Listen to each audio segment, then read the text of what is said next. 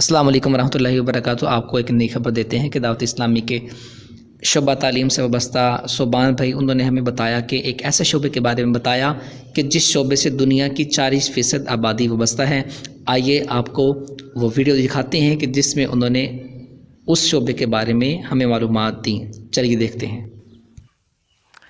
आइए आज मैं आपको उस शोबे के बारे में बताता हूं जिससे दुनिया की 40% आबादी वाबस्ता है, और वो है एग्रीकल्चर, ज़राअत।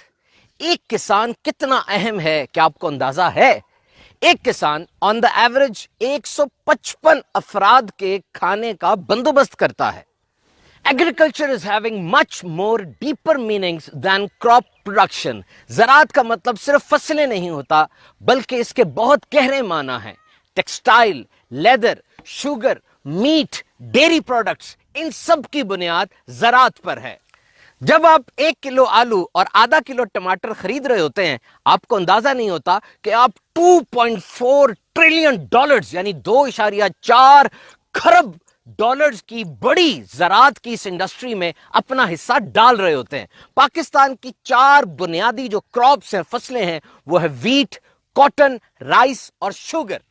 और ये चारों फसलें हमारी पूरी ज़रई पैदावार का 75% हैं। लेकिन इनमें सबसे बड़ी और अहम तरीन वो ये गंदम है।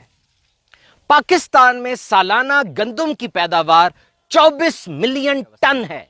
एंड नाउ मोस्ट इंपॉर्टेंट, हमारा प्यारा दीन इस्लाम इस ज़राअत के बारे में हमारी क्या रहनुमाई फरमाता है। कुरान मजीद में आया, इस खेती का हक दो जिस दिन ये कटे। याद रहे, जमीन से नफा हासिल करने की गर्ज से उगाई जाने वाली शय की पैदावार पर जो ज़कात दी जाती है उसे उशर कहते हैं। अपने मालों की ज़कात दावत इस्लामी को दीजिए। आज दावत इस्लामी का ये वसी तरीन नेटवर्क 104 शोबाजात में काम, जामिअतुल मदीना, मदरसतुल मदीना, खुद्दामुल मसाजिद, मदनी चैनल और कारकर्दगी कैसी है, सब आपके सामने है।